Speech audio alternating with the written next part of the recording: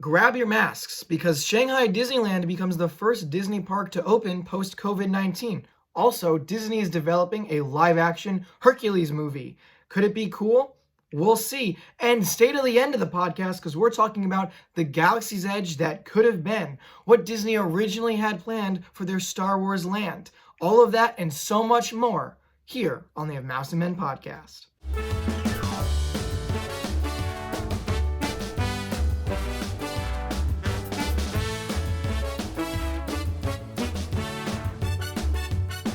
Hello and welcome to the Of Mouse and Men podcast. As always, I'm Kevin. And I'm Angelo.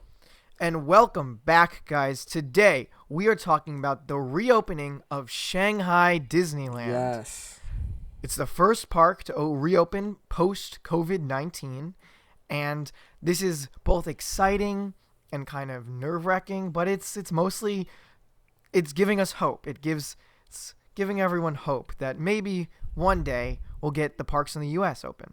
Yeah, it's going to be very interesting to look at it as the first park reopening, what kind of procedures they're going to go with, all the kind of safety precautions and everything like that. Yes, very true. And we're going to kind of talk about the U.S. parks reopening and other parks around the world reopening and talk about the procedures that were implemented in Shanghai, how they might be implemented here. But keep in mind also, this is all speculation. We do not have any information on when Disneyland World, the U.S. parks, will open. So keep that in mind while we're talking. And so yesterday, after Shanghai Disneyland closed in their time, in our time, Bob Chapek met with CNBC. He had an exclusive interview with them where he talked a little bit about the future of the Walt Disney Company and what their standing is right now in the COVID-19 world. And so he was talking about Shanghai Disneyland and the Disney parks reopening, and his statement kind of went like this, or it went like this. Listen. This is really indicative, I think, of the love that consumers have for our brand across the world. I get countless number of emails and correspondence from guests saying how much they can't wait for us to open up, because to them, it represents some semblance of normal, maybe the new norm, but it's some semblance of normal. And we certainly want to open up as soon as we can across the world, but we're going to do so in a responsible way. So we're excited for our guests. We're excited for our cast. We want to get our cast back to work as soon as possible. So this is a first step. It's a baby step, and we're moving slowly, but we're very encouraged by what we see in Shanghai. So, Angelo, how do you feel about what Bob said? I thought it was really interesting to see that he says it's kind of like the first kind of return to normalcy, or return to what normalcy will be for a while, as he says. It's going to be very interesting just to look at what happens. It is a very kind of corporate statement, it feels like. Because obviously he's trying to be positive and everything. So it'll be interesting to see in the coming weeks what exactly people continue to say. I did think it was interesting. He was talking about how he's getting people asking for the parks opening, telling him they can't wait till the parks reopen.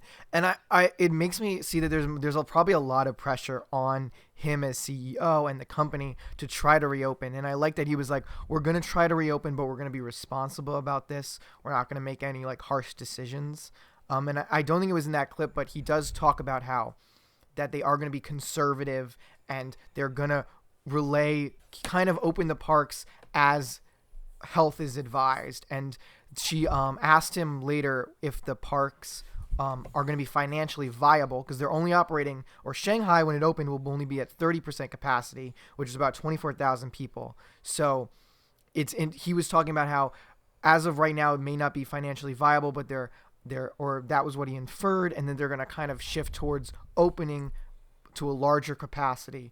But as of right now, they're staying at the capacity they think is fair. Right, yeah. It's just very interesting to see. We're obviously at the very early stages, so we'll see what we get into. Yeah, let's talk about Shanghai Disneyland, because it opened, Angelo. It actually opened. People walked inside and then walked out. People rode the rides. That's crazy. People rode rides. I can't even seeing what is in place here right now. It just seems like a whole other world, starting to reopen to me. It just seems like something a little foreign, but it really is cool seeing the that they are trying to get things moving over in Shanghai.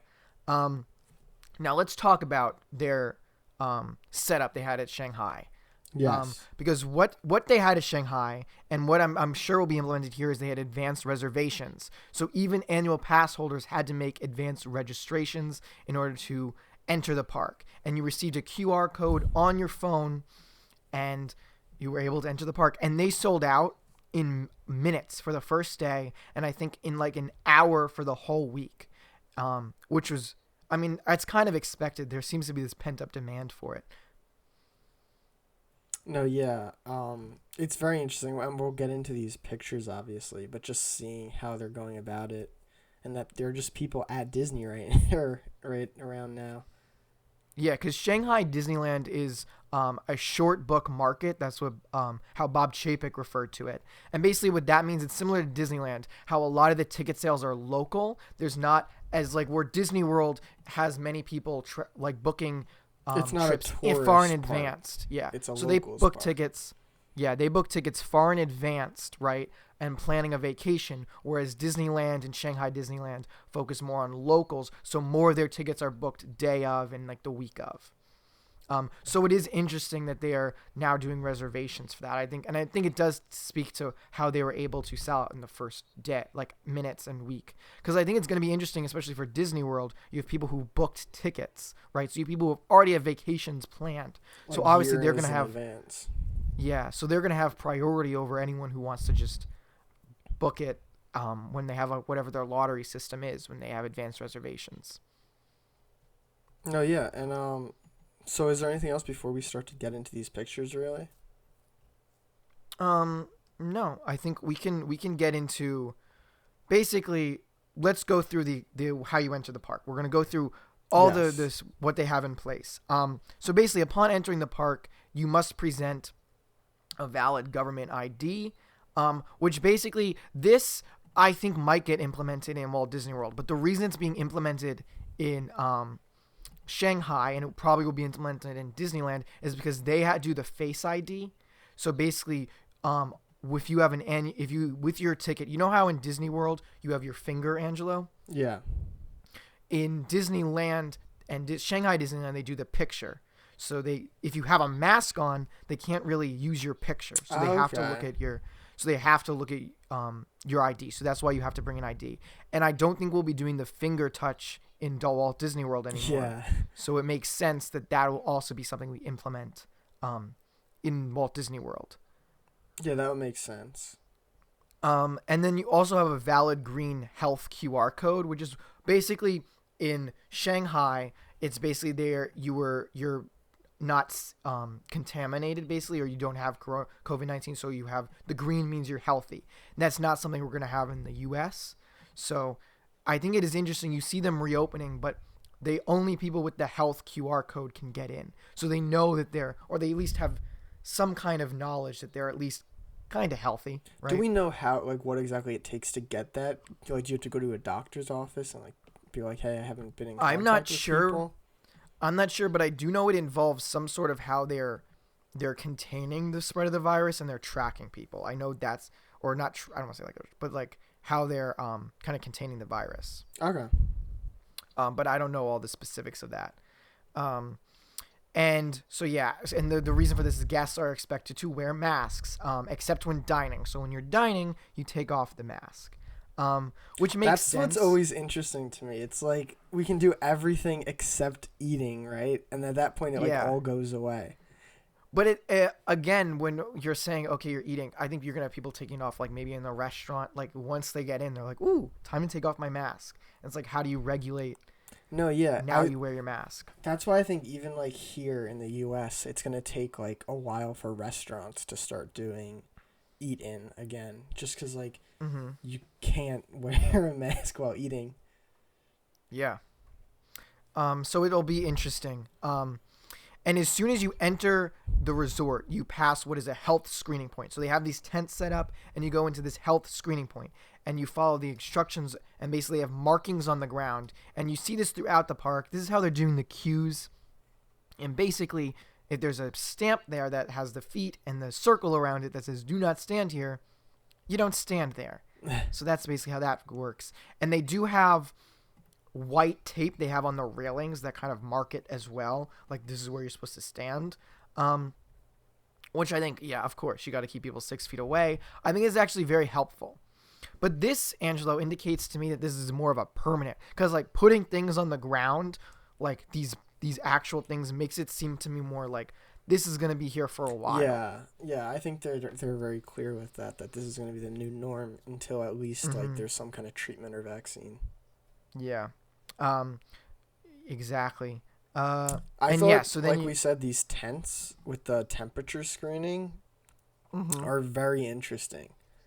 Because it seems like it would be a pretty like effective way to just kind of check, and it's also like really interesting just looking at the picture of like, oh, it just scans the people and says their temperature. I mean, that's true, but you also have to think, I wonder if you can use this in like Florida where it gets really hot.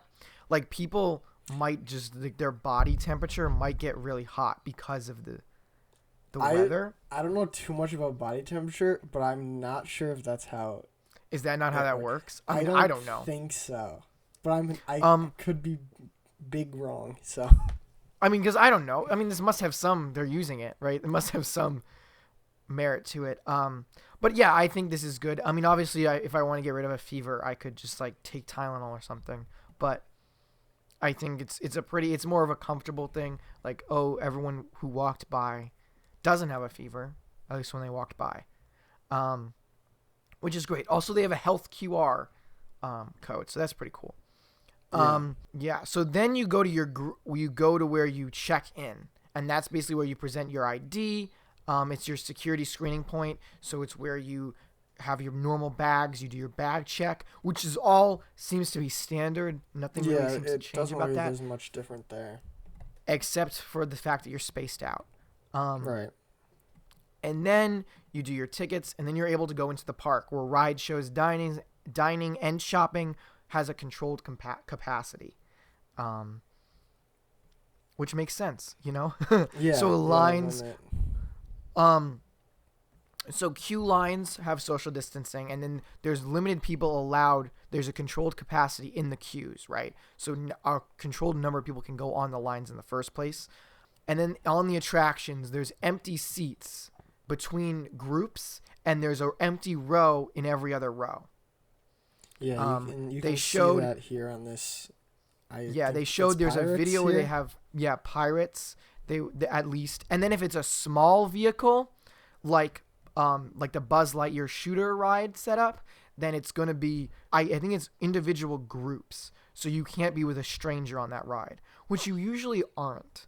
But yeah, and you even see on Tron 2, it looks like the single riders are all like on their own thing. And Tron doesn't have the every other row thing, but I think on Tron, because you're laying out, there's like an equal amount of spacing that it's fine. Yeah. But you don't have the every other row on Tron. So I think it goes by ride. Obviously, to be there, you'd know every other ride. We don't know every ride, but getting an idea of how you're spaced out. You are spaced out on the rides. Yeah. But it was interesting, Angelo. I saw someone talking, and if you're on a ride like Pirates, where things are happening on the sides of you, people are going to be turning their heads and stuff. And if there's only like a space, there's like only one seat, people are like, that could be a problem. I mean, that's what the masks are for, right? Right. Well, right. How much is the mask keeping in? I mean, that's a large debate. So is the mask going to prevent you from getting the virus? Probably not, but it's a good thing to have it. Well, I think it isn't the main thing, so that it doesn't, like, if you had it, it wouldn't go. Yes. It wouldn't leave you. You're not right. Necessarily you won't get it. Exactly. You're right. Yeah. So the main thing is if I have the virus, I'm not going to spread it to others. Yeah. What's the most interesting thing to me about this whole situation is, like, just grabbing, like, rails or, like, bars on rides, which is just, like, there's some rides where, like, you kind of have to. So I think that's the main, like, thing that I think is, like, there's no good way to solve that other than if you, like, gave every guest gloves, right? That's true. I mean, and there's going to be hand sanitizers and other outside the ride. So you can put hand sanitizer on after every time you go on a ride. What is interesting though is it is a touch hand sanitizer, at least the one they showed in the video. Yeah, that's a little. I feel like that was an oversight. But so we'll see. I think it is up. Bob Chapek also said in his interview that it is going to be up to the guests too to adhere to kind of wiping down what you're doing and making sure that they follow social distancing and stuff. Well, can I ask when you were in the parks a few days before, was it just touch hand sanitizers or people? It was people give it. So yeah. So if you don't know, I was at Disney the week before they closed, right, for the coronavirus. So they did have people giving hand sanitizer to you. So they had people standing like throughout the park with a bottle of hand sanitizer. You put out your hand and they'll squirt it into your hand. That's better than just one communal press bottle, right? I agree. But the thing is, if you have to have it at every single attraction, can you have someone at the end? I mean, I'm sure they could. Or just make it every attraction. contactless, right? There's tons of those. I'm sure. And do keep in mind that I believe it's indoor shows and things do not have, are not open. So there's certain things that are mainly indoor at Shanghai Disney that are not open. And so character interactions have been adjusted for social distancing. So you can see it is a little unclear of where exactly the character interactions are happening because they say it's throughout the park. There are character interactions. But mostly where I've seen them in the images is on the entrance. There's like a bridge. And that's kind of a standard thing at Disney parks. That bridge entrance you go through has the characters standing up there and waving, which makes sense. I think that's a good way to have character meet and greets. Yeah, it looks like we won't be getting like character photos like with people right next to characters, but it does look like they'll be like interacting around the park. Yes, at least. And I think it's at least like, we can see Mickey. He's up there. Hello, Mickey, because they're not gonna have shows and stuff. So I think it's nice that you have Mickey up there. No, right. And it is interesting. There's images of Jack Sparrow at Shanghai Disneyland on the day they opened, and he didn't have a mask on, but he's out with everyone, which I thought was interesting. They do have people in boxes. You have to stand 6 feet away from each other in designated boxes, and he is a distance from everyone else. But I do think it was interesting that Jack didn't have a mask on, or he was just out in the open. Yeah, it is interesting that, but I think it's kind of like, yeah, they're not gonna put like masks on like the like famous characters because that kind of like loses a part of it. But it's also like that's kind of like not safe, right? So it's that balance that like should they just do it? They did say that princesses and characters, they don't want them to have masks because it ruins the like Disney image, right? So they didn't want them to have masks. I think so that's why they have them on the bridge. Ruin the Disney image as well, right? Right, but that's why they didn't have masks. I mean, why they had them on the bridge.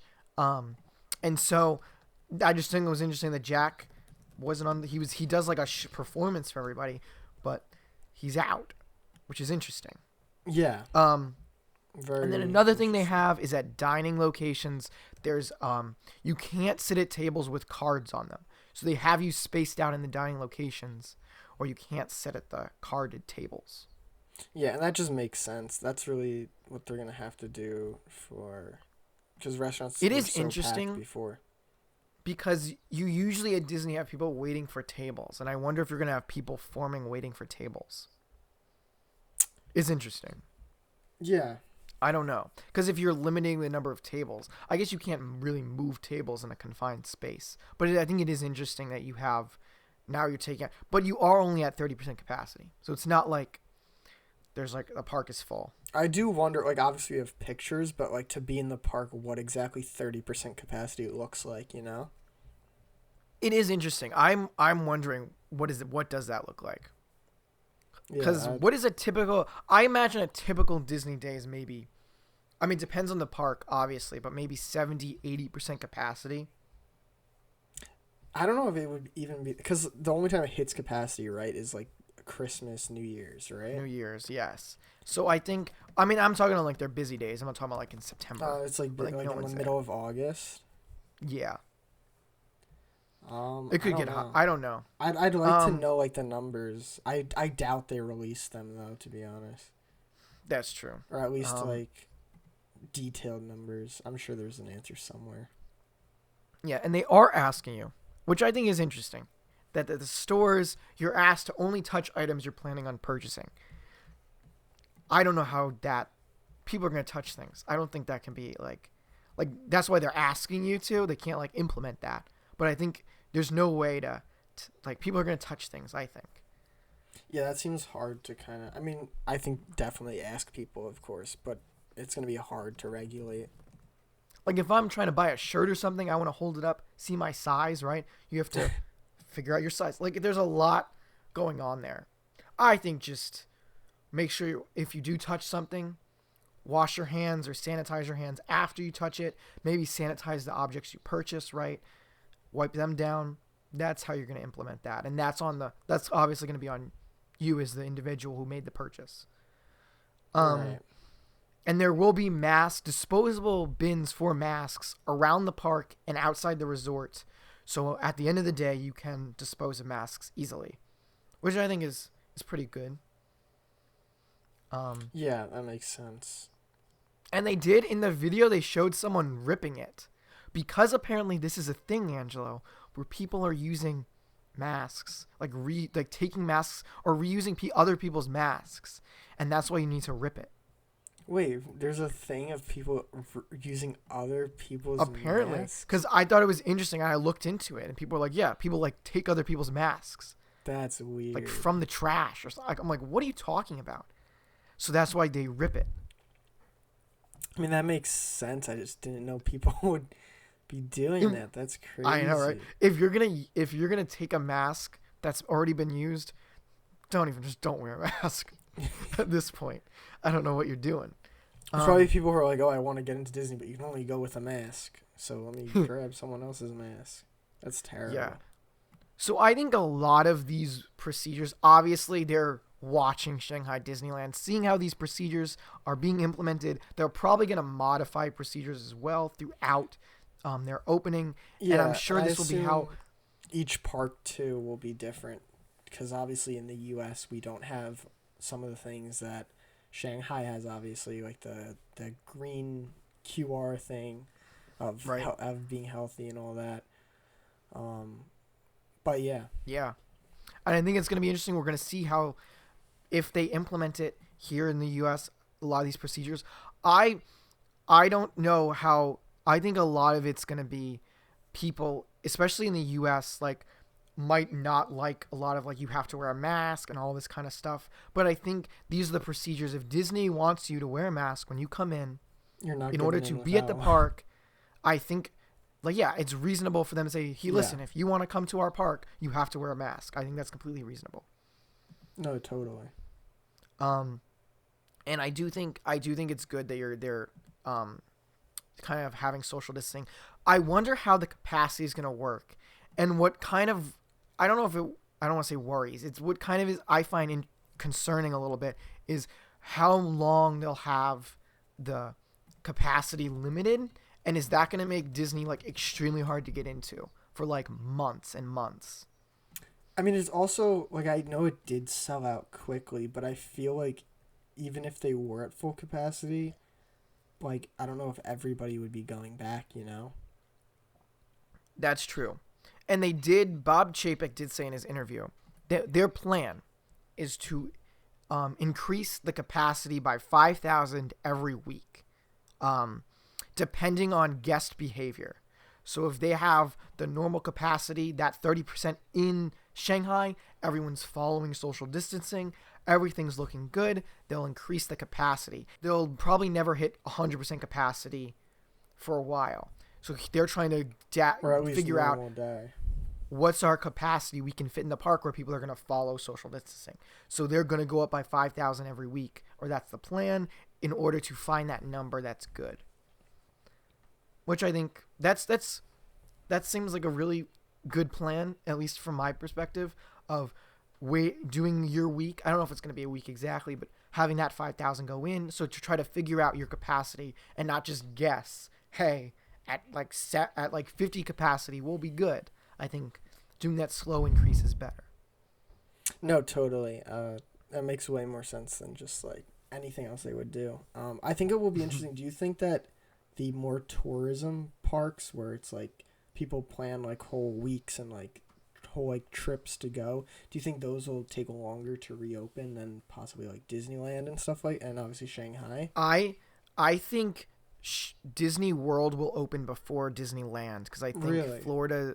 I think Florida's procedure is going to be less restrictive than Disneyland's reopening. Than California's reopening procedure. I think California's going to be more restrictive on their gatherings than Florida is. That would make sense, especially with at least from my being point of view. a big theme park and entertainment thing. And a big part of that is the entire, like, Orlando's whole economy is built on the theme parks. So I think you have a lot of businesses that rely on the theme parks. So they really count on tourism and stuff.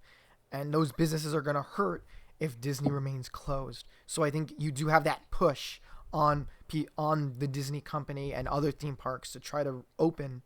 And we'll see. Yeah, it's gonna be a long ride from here, but we will follow it, see what's going on. Yes. So more on that interview Bob Chapek had on CNBC. He basically talked about the whole company, the company as a whole, and what their plan is going forward. And what was interesting to me was when he talked about movie theaters, because he said they're planning on keeping Mulan in its July release. I think it's all going to depend on Tenet. I think if Tenet moves, which is Warner Brothers' movie, Mulan will move. And Tenet's set for what date again?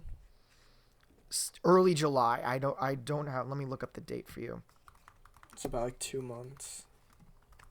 Yeah, Tenet is July 17th, which I believe is like 2 weeks or a week before Mulan. Mulan is the 27th, so it is 10 days before Mulan. And I think if Warner Brothers moves Tenet, Mulan will move because I think Disney wants that buffer. They want a movie to open first to see how that movie does. And if Tenet opens and Tenet bombs, I think you'll see Mulan move. I think like the day after Tenet moves, if it didn't perform very well, Mulan will move. Yeah, it'll be interesting. Tenet leading that charge. Mm-hmm. To see if people are ready to go back or not.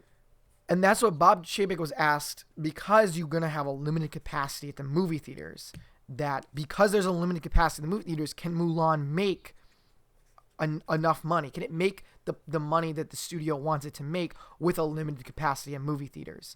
And Bob Chapek said to this that what they're really what's kind of their focus is the Friday and Saturday night screenings, because normally at a movie theater, your normal screening will be what he says is like your normal 25% capacity or 50% capacity. What's problematic is this Friday and Saturday where you have that demand for the movie. Right. And so you're going to have theaters more crowded. But I think if you only have Mulan playing, because they're not going to have that many movies out, it should even out, but we'll see. Yeah, it'll... I don't think Mulan will end up making the money they hope it will. Just personally, how everything looks like it's shaping out. I don't know. I don't know it, because I think the world could look very different in July, because I think everything is moving. Like the world changes so much. Like I think if it opened today, no, it wouldn't make money. But I think if I will see how it looks in July. I think there is a risk factor there, definitely. And we'll see. And so there, a big talking point about the Walt Disney Company is that Bob Iger has kind of taken over responsibilities. We talked about it on this show. From Bob Chapek, he's kind of taken over CEO responsibilities. From how Bob Chapek was discussing in this interview, I don't think that Bob Iger has taken that much responsibility. I think he's just the calm face in the storm. But we're going to play a clip. Listen to this. This is Bob Chapek talking about Bob Iger and his leadership in the company right now. Well, this is an unprecedented situation. And as you recall, in our first conversation, we talked about disruption. I knew there would be disruption in my tenure as CEO. What I didn't realize it would happen that fast, nor would it happen that profoundly. Bob is there as an advisor for me. We talk many times a day, as we do with our entire senior team, because there's no playbook for this, right? There's no playbook for a worldwide pandemic that essentially shuts down most of the world and certainly a big chunk of Disney. And so we've got a team approach. We're all on board. We're all working hard to figure out the right thing for our shareholders, figure out the right thing for our cast, and figure out the right thing for the guest. And Disney's a resilient company. We're going to be back, and we're going to be back stronger than ever. And we've got great brand. We've got great franchises. We've got great storytellers. And I think we're going to come out of this just fine. Kevin, is that going to be us when you're CEO and I'm head of parks? Are we going to talk multiple times a day about We'll what talk we're doing? multiple times a day. Yeah, so basically there you have it, guys. They're a resilient company. They're going to get through it, which is true. I think they are. I love this idea of like teamwork. I think it's a good, because obviously that's what they have to do. I think it's hilarious. Bob Chapek was like, I did not expect That would this to happen. Days after? Days after I took over as CEO, like the economy was going to shut down. Like I was going to have to figure this out. And it's a lot. Like there's so much, like basically the company is kind of resting on his shoulders right now. And I bet he did not expect this. No, yeah. So that's a lot to work with. But I think he has, I think Bob Chapek is coming out of this. He's doing a good job, sorting through the whole matter. Because I think their reopening plan for the parks, I think is a good one. Like Angelo, if these were the procedures that were going to be implemented in the parks, the U.S. parks, would you feel comfortable going to the U.S. parks in maybe a few months or however long, and when this is implemented? I mean, I might. I'd obviously have to wait and see what numbers and everything look like. Cause like I don't know if I'd go to Shanghai right now if I was in Shanghai. Also, that's a lot more abstract, obviously, not being anywhere near Shanghai. But Yeah. I could see like if things have like calmed down and like like this stuff is working, and all these procedures are like really like successful and everything. Like I could see definitely. Possibly. Yeah. Well, And I agree with you. I think I would be uncomfortable under these procedures. Like I was at Disney when none of this was in place, right? And we had the pandemic like literally right there. And I felt, I mean, obviously I think there's going to be a little bit of like concern, like especially while I was there, there's always that concern that like, ooh, someone could have the virus. I was always aware if I touched something, made sure I cleaned my hands after.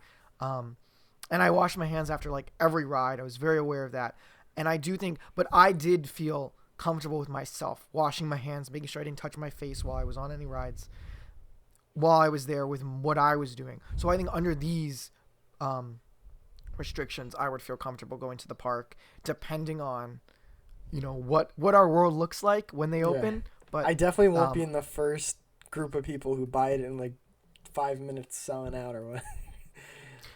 Yeah, I don't know if I might give it a few, like I might give it some time before I'm like, oh, let's just jump back in. But I can say that I think these are good procedures that they're going through.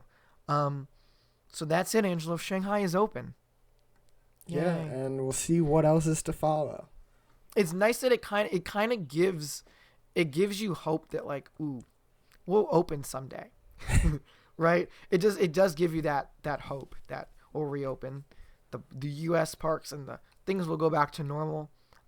But I think also it's like this is going to be our new normal. And we'll have to look at that.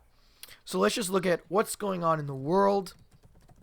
Disney Springs, Angelo, is reopening May 20th. Talk about right here in the U.S. Their mall is opening. How do you feel about their mall reopening, Angelo? So the thing is, I'm pretty sure it's not any of the official Disney stores. Right. It's only third-party vendors that are opening. So like Disney Springs has a ton of those too, like Rainforest Cafe, like T-Rex. I forget what it's. Homecoming. Homecoming. I ate there. Great fried chicken restaurant, right? There's so many just third party things, and I think it's probably the right decision to let them open up, especially if they do like takeout eating and stuff like that. That so many restaurants have switched to, and Yes, it and seems also like they're doing all right with. yeah, also keep in mind that it's not all third-party vendors, right? It's a select few of the third-party vendors. So you can actually go to Disney Springs website and they have what will be open listed for you, so you could look at that. But masks will be required while you're at Disney Springs, and it'll be a limited capacity and parking at the Springs, which is interesting. What's limited parking? I don't know. They weren't really specific. Whoa. I forgot how to speak. But they weren't specific. It's either going to be separated parking, so you can't park next to each other, or I think they might close the lot by Circus Olay, Angelo. That's just a lot that isn't a building, because that's harder to control the capacity. But I don't know. Or they might just do maybe every other parking spot or something, maybe to block off. Mm-hmm.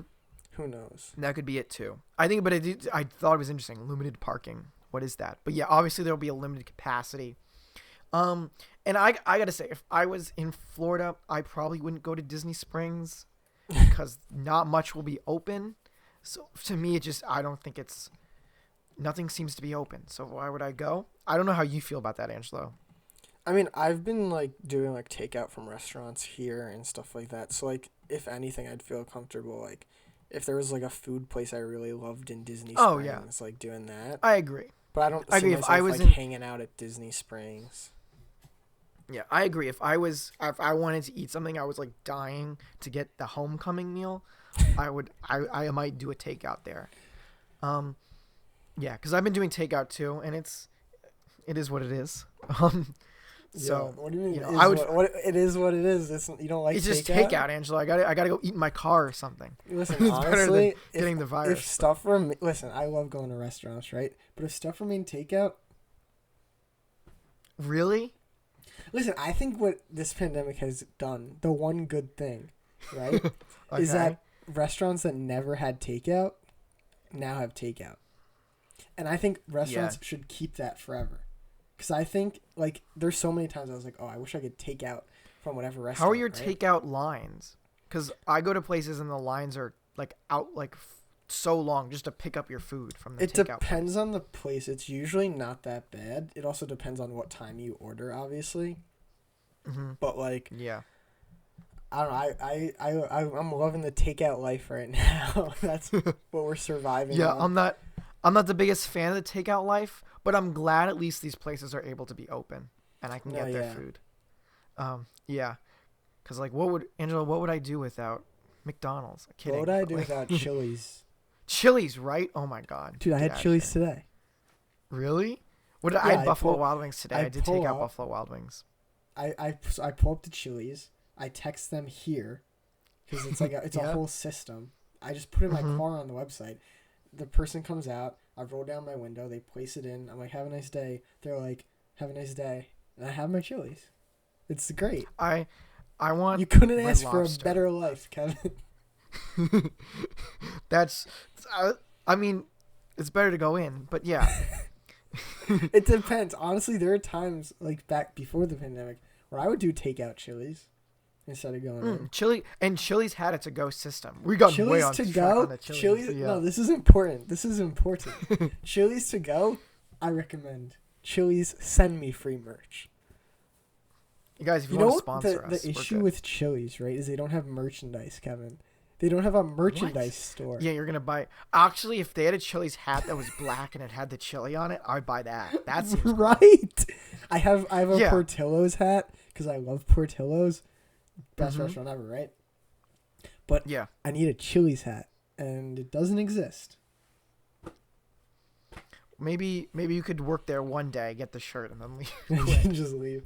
Yeah, I have a lot of pitches for Chili's t-shirts for when I am the Chili's t-shirt designer. Yeah, and I can also see people at Disney Springs. If you want to go there to like walk around, it's a nice environment to walk around. But again, it's probably hard because of the limited capacity to get in, probably, if everyone's going to restaurants. But I could see like people want to walk around Disney Springs, stay 6 feet apart. That's to Look me at that the seems like dragon Lego. interesting. Yeah, look at all the Legos. Look at the closed World of Disney store. Like, do your thing. In other news, the Disney Family Sing-Along Part 2, it was Volume 2, happened, Angelo, on Mother's Day. Did you check it out?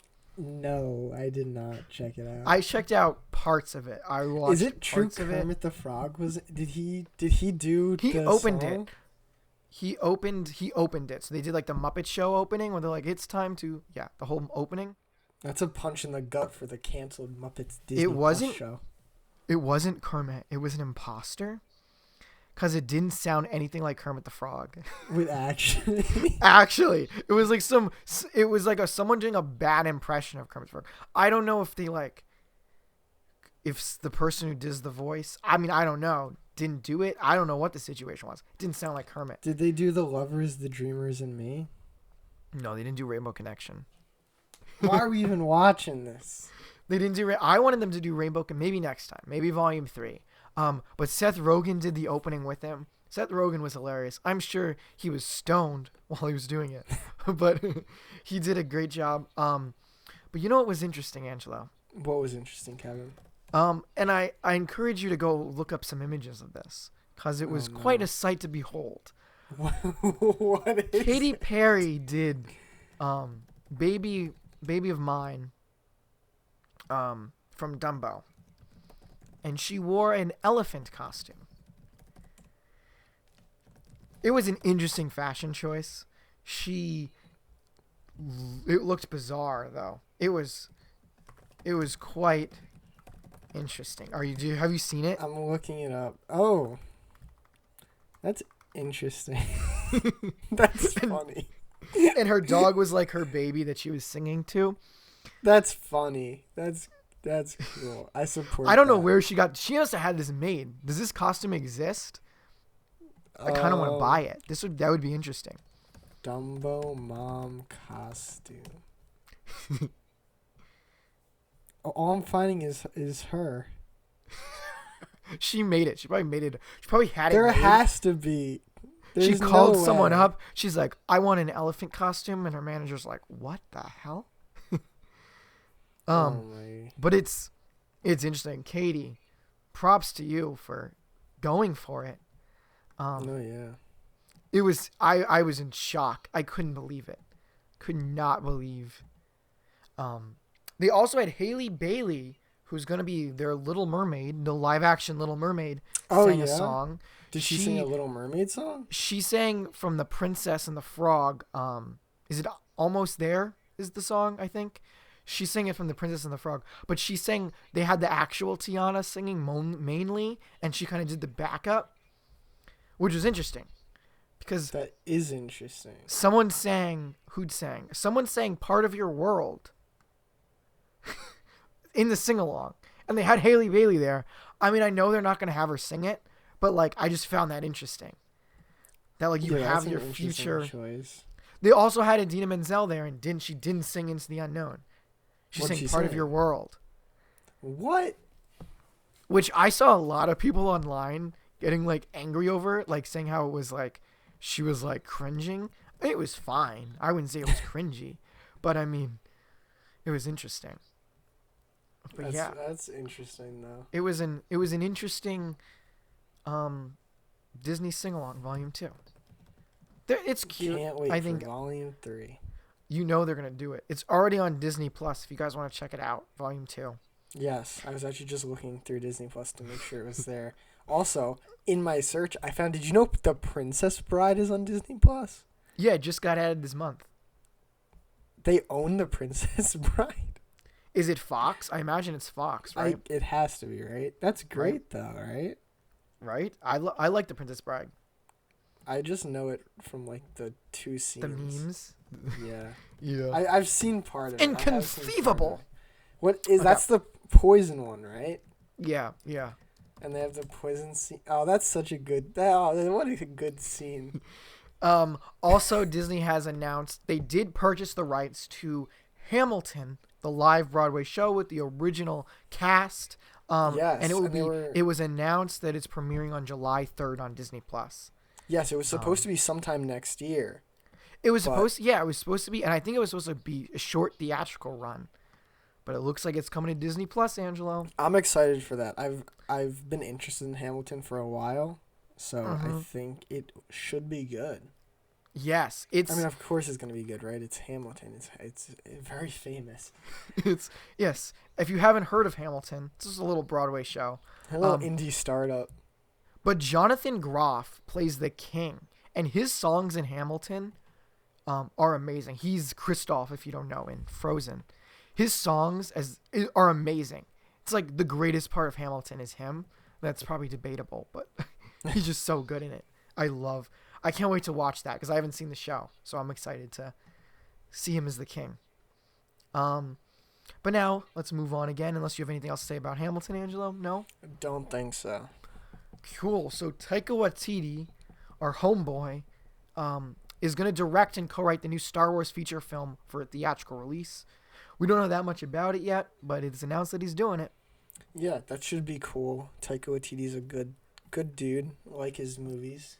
He's a good dude. He's a rad guy. I think he'll bring something to Star Wars. That I do. I hope. Seen before. I hope he brings his style, especially because this is a theatrical release. I hope he brings like his humor, and kind of his style to Star Wars, because I think it'll be something we haven't seen before. Yeah, I'm excited. But I could also see people getting upset, being like, his style is in Star Wars, which I can see, but I think I'm curious of what he's doing. Yeah, I can definitely see there being backlash if it's like very Taika Waititi, but also that's why people like him. So we'll see. Yeah. So also Disney is developing a live-action Hercules remake, and the Russo brothers, who did Avengers Endgame and Avengers Infinity War and Captain America movies, they were the directors, are producing it. I'm excited for this, to be honest. This is great news. I don't remember Hercules that much. That wasn't one of the animated films I was into. Mm-hmm. But I'm excited. This is what I think they should be doing. Because Hercules has its fan base, but I wouldn't say it's like one of Disney's like big classics. Oh, no. And I think rather than this is a perfect movie to be done in live action. Because personally, I think while the characters in Hercules are amazing, Hercules is some of the best characters, except for maybe Hercules. But Hercules is the best characters. But the story is like, I think it could be improved upon, and I hope that they're able to do that in the movie. Yeah, and they did say it wasn't going to be a direct adaptation, I saw. Yes, they said yes. And I've seen some people talking about maybe it's going to be like Mulan without the songs, but if you take the songs out of Hercules, just don't. Like, I just don't. I don't know. Like, I'm kind of upset they took the songs out of Mulan, but they're supposed to be instrumental in there. We'll see how that works out. Don't take the songs out of Hercules, because I don't even think Hercules without the songs is not good. I'm sorry. That's probably debatable, but it's not. It's definitely debatable. I think the story isn't very good. But the characters are amazing. The classic story of Hercules. Well, the Disney version is slightly different than the classic story of Hercules. No, that's fair. I'm teasing. But Meg is a character, amazing character. Her song is phenomenal. It's amazing. I don't really care what people say. A single song from Hercules. Ariana Grande's version of the song wasn't good. I will say it. That is probably the most controversial thing I've ever said in my life. But it wasn't. I just don't know enough about Hercules to contribute anything. I don't remember a single song from Hercules. Meg is such a good character. Angela, she's a character. She was broken by love, and then she's like in denial about going into love again. I love this character. They need to make her a character in live action. Anyway, and Hades is good too. Hercules is generic as heck, but whatever. I'm excited for this, if you can't tell. I think we can improve upon the original. And I don't think anyone's ever said that about a live action remake.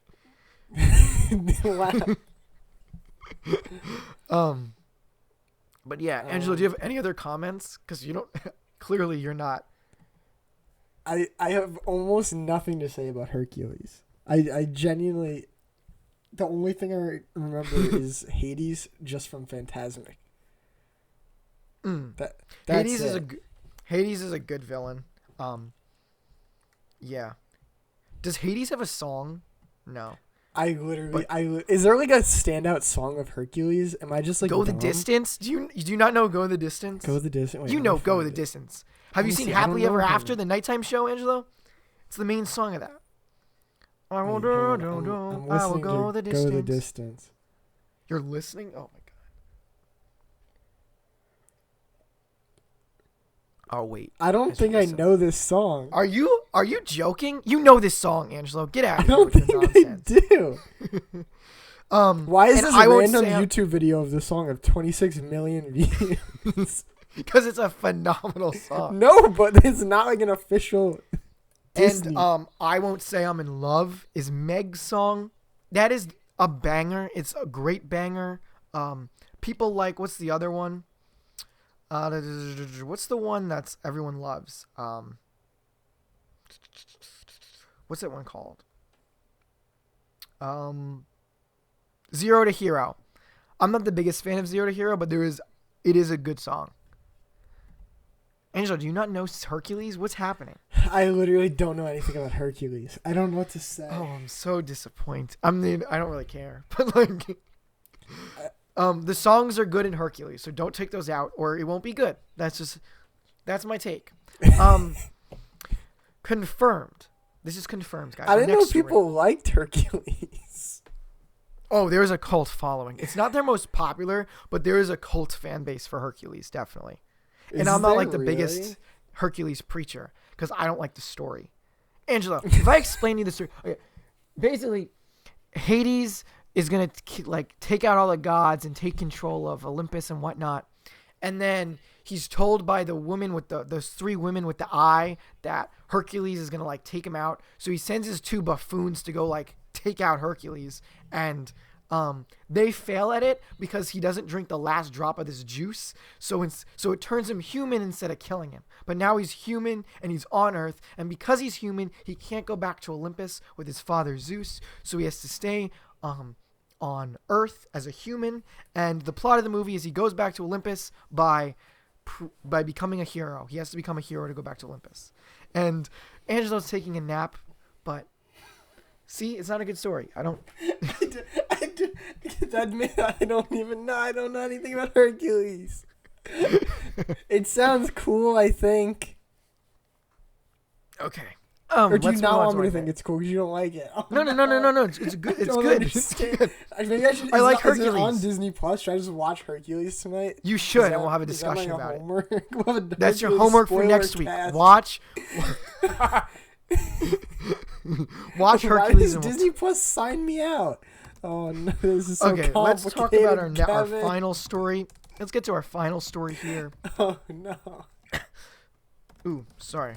Star Wars Land, the Star Wars Land that could have been. So there was an Yes. original idea for what Star Wars Land would be like, or what Star Wars presence would be like at Hollywood Studios, and it was recently confirmed by the Vice President Dan Cockerell, if that's his name. I'm terrible at names, but I think that's your name. And so basically, this land seemed pretty cool, and I don't know which I would have preferred, Galaxy's Edge or this land, because this land is very much, I think it's on Endor, right? It's Endor, Tatooine. So it very much encompasses actual places in Star Wars that exist in the films. I have a lot to say about this actually. Okay, you can go off. I went off on Hercules, so you go off on this. So I like Galaxy's Edge better, and there's a few reasons. Mm-hmm. Okay. One. Okay. Right. Is that so? There would be multiple planets, right? And Yes. and like that. I think I like the ideas of there would be Mos Eisley's Cantina, and they said what, a Jabba's Palace dinner show and all that. Yeah, Like, so that they sounds said cool. they said there'd be a dinner show at Jabba's palace. There was gonna be a dark ride called the Paths of the Force, and it would explain the secrets of Jedi lore with the Sith. And I believe there was also a speeder bike thrill ride that was Through set at the Endor. Battle of Endor. So the reason I like Galaxy's Edge more is it's more like immersive. Mm-hmm. Like obviously walking from like Endor to Tatooine isn't like gonna be very immersive, and I don't think they would have like done some kind of like crazy immersive thing to try and like fit those together, if that makes sense. Yeah, I agree. I also think that the kind of like Star Wars greatest hits ride is Star Tours. That's kind of like the purpose, is to go to like these famous locations and like experience that. And also I think I actually saw a lot of discussion about this online, and I think what a lot of people like, once you go to Galaxy's Edge, like it's very clearly Star Wars, even though it's not set on a planet, even though that was like a big complaint a lot of people had. But once you're actually there, like it's very Star Wars, and like it feels like Star Wars. And honestly, I like being in Galaxy's Edge more than I would like being like, oh, here's Star Wars greatest hits, just because it feels like a real place in the universe. And like I feel like there's more you can do with a Galaxy's Edge rather than like a Tatooine. Because if you had Tatooine, what are you gonna do? You're gonna do like the cantina. You could have still like stormtroopers and stuff, but you couldn't like have as much freedom as you do with Galaxy's Edge necessarily. Mm-hmm. I agree with that. Like, I fully agree with that. But the speeder bike thrill ride, I want to ride that. So that's what's driving me over. I'm like, listen, what makes me interested is the Path of the Force dark ride. Just add that to Galaxy's Edge. This is all stuff you can just add to Galaxy's Edge. That's true. But I do think also the aesthetics. The aesthetics of Batuu and Black Spire Outpost are so much better than what the aesthetics of like just being on a desert planet or in a forest would be, in my opinion. I agree with you, because right now in between them, it's like, oh, the quality of Galaxy's Edge, but speeder ride, and it's like, Speeder rides are really.